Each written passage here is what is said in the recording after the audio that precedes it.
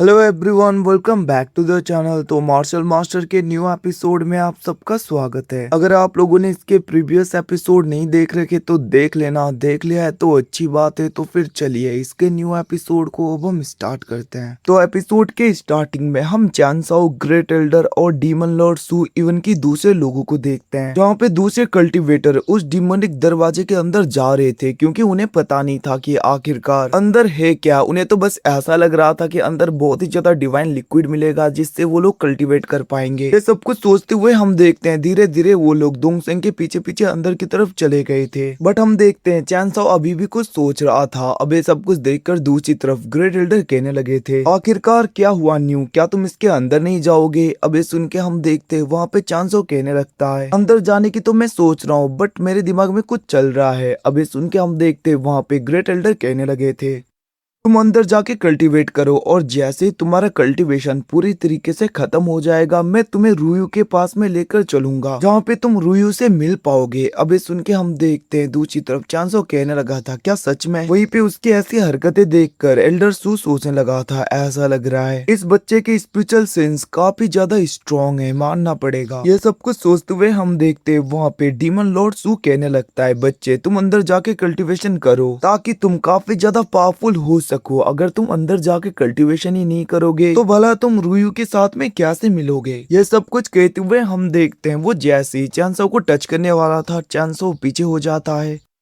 जिसे देखकर demon Lord को तो गुस्सा आ गया था। बट हम देखते हैं दूसरी तरफ चैन साओ हंसते हुए कहने लगता है, मैं अंदर जाऊंगा, मैं तो बस यहाँ पे बहुत ही ज्यादा एक्साइटेड हो गया कि इसके बाद में मैं रुयू को देख पाऊंगा, उससे मिल पाऊंगा। ये सब कुछ कहते हुए हम देखते हैं चैन साओ भी धीरे धीरे उस डिमोनिक दरवाजे की तरफ बढ़ने लगता है और वो अंदर की तरफ चला गया था। और जैसे ही वो चला जाता है हम देखते हैं इधर डीमन लॉर्ड सू कहने लगे थे, ग्रेट एल्डर मैं जैसे ही चला जाऊं तुम पूरी जगह को अच्छी तरीके से सर्च करना ताकि रुयू और कोई भी इस जगह से निकल ना पाए। ये सब कुछ एंसिस्टर का ऑर्डर है। जिसे सुन के हम देखते वहाँ पे ग्रेट एल्डर कहने लगे थे, आप चिंता मत करिए, मैं सब कुछ हैंडल कर लूंगा। इतना कहते हुए वो वहाँ से चले गए थे। वहीं पे दूसरी तरफ हम चैन साओ को देखते हैं जो कि धीरे धीरे आगे की तरफ बढ़ रहा था, जहाँ पे वो उस जगह को ध्यान से देखने लगता है और वो जगह पूरी तरीके से डिमोनिक ऑरा से भरा हुआ था।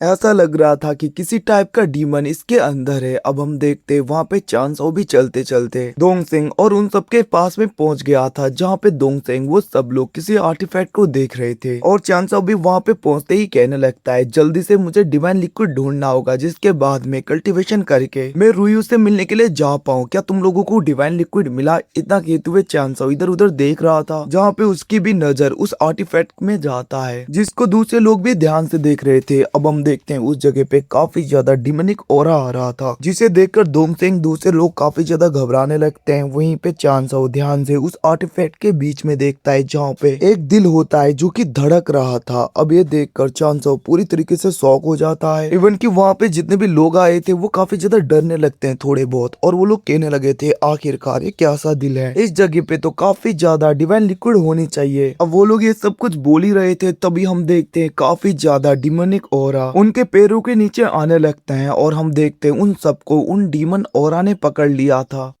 और पूरी तरीके से उनके हाथ पैर जकड़ जाते हैं। अब ये सब कुछ देखकर चैन साओ कहने लगता है, आखिरकार ये सब कुछ क्या हो रहा है? वहीं पे दोंगसेंग और दूसरे लोग भी डर रहे थे। वो लोग कहने लगते हैं, ये तो डीमोनिक ऑरा है, आखिरकार ये किस टाइप का आर्टिफैक्ट है? ये सब कुछ कहते हुए वो लोग उससे छूटने की कोशिशें करने लगे थे, बट वो डीमन एनर्जी से बने हुए जंजीरें काफी ज्यादा पावरफुल होने की वजह से वो लोग ज्यादा कुछ नहीं कर पाते। वहीं पे चैन साओ को देखते हैं जो कि कहने लगा था, एंसिस्ट्रल बीस्ट याओ। इतना कहते हुए वो वहाँ पे सीनियर याओ को बुला रहा था जो कि एक एंसिस्ट्रल बीस्ट है। और वहीं पे दूसरी तरफ हम एंसिस्ट्रल बीस्ट को देखते हैं जो कि चैन साओ के स्मॉल वर्ल्ड में होता है। और वहीं पे हम रुयू और उसकी आंट को भी देखते हैं, जहाँ पे वो लोग थोड़े बहुत घबरा गए थे क्योंकि वो बीस्ट पूरी तरीके से जाग रहा था। और वो कहने लगता है, आखिरकार क्या हुआ, तुम मुझे क्यों बुला रहे हो? जिसे सुन के हम देखते हैं चैन साओ अपने डिवाइन आइज का यूज करते हुए आगे वाले पूरे अल्टार को दिखाने लगा था। अब जैसे उसे वहाँ पे एंसिस्ट्रल बीस्ट याओ देखता है वो पूरी तरीके से शॉक हो गया था। वो कहने लगता है, चैन साओ आखिरकार तुम किस जगह पे हो? ये तो रीइंकार्नेशन अल्टार है। अब वहाँ पे रीइंकार्नेशन अल्टार का नाम सुन के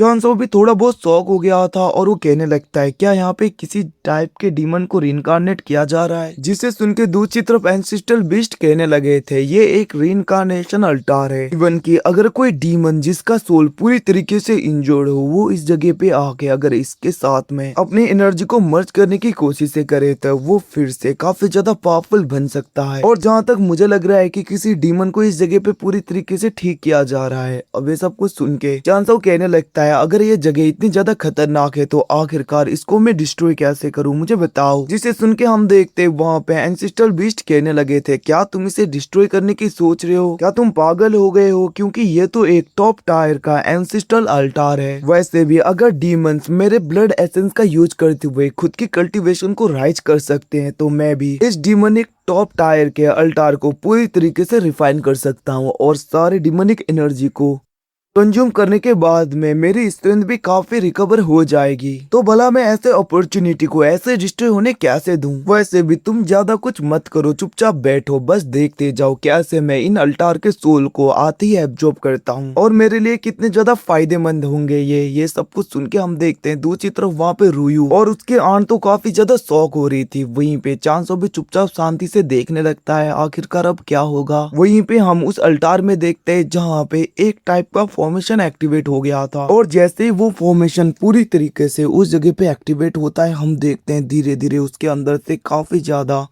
डिमोनिक सोल्स बाहर निकल रही थी। अब ये सब कुछ देखकर चांसो के अलावा सब लोग डरने लगते हैं। इवन कि वो लोग कहने लगे थे आखिरकार ये डीमंस कहाँ से आ रहे हैं। ये सब कुछ कहते हुए हम देखते हैं वो लोग काफी ज्यादा डर रहे थे। दूसरी तरफ हम उन डीमन सोल्स को देखते हैं जो कि धीरे धीरे आगे बढ़ते हुए चांसो उन सबके चारों ओर घूमने लगे थे जहाँ पे वो डीमन सोल कहने लगते हैं ये तो ह्यूमंस हैं। ये सब कुछ कहते हुए हम देखते हैं वो लोग काफी ज्यादा हंस रहे थे। अब उनको ऐसे हंसता हुआ देखकर उनमें से एक बंदा कहने लगता है ऐसा लग रहा है कि हमारे साथ में धोखा हुआ है, हम पूरी तरीके से इस जगह पे ट्रैप हो गए। ये सब कुछ कहते हुए हम देखते हैं वो काफी ज्यादा डर रहा था। वहीं पे दूसरी तरफ हम डीमंस को देखते हैं वो तो बस हंस रहे थे और हम देखते हैं जैसे ही वो लोग उन सबको कंज्यूम करने ही वाले थे तभी वहाँ पे एंसिस्टल बीस्ट बाहर आ जाते हैं जो कि आते ही अपने एनर्जी को रिलीज करने लगे थे जिसकी वजह से वो डीमंस काफी ज्यादा डर जाते हैं। बट हम देखते वहाँ पे एंसिस्टल बीस्ट रुकने वाले नहीं थे, वो आगे बढ़ते हुए उन्हें खींचने लगते हैं, उन्हें कंज्यूम करने लगते हैं जिसको देखकर वो डीमंस डर गए थे और वो लोग कहने लगते हैं आखिरकार है कौन, ये तो हमें पूरी तरीके से कंज्यूम कर रहा है। इतना कहते हुए वो लोग डर के मारे उधर से भागने की कोशिश करने लगते हैं। बट हम देखते हैं वो एंसिस्टल बीस्ट बहुत ही आसानी से उन सबको कंज्यूम कर रहे थे। इवन कि हम देखते हैं वहाँ पे एंसिस्टल बीस्ट उन सबको भगा भगा के पंजे मार मार के कंज्यूम करने लगते हैं जिसकी वजह से चांस वो सब लोग आजाद हो गए थे। और गाइस इसी के साथ में ये एपिसोड यहीं पे खत्म होता है। Thanks for watching, bye bye, see you again. मिलते हैं अगले एपिसोड में, तब तक के लिए टेक केयर गाइस, अपना ख्याल रखना, बाय बाय।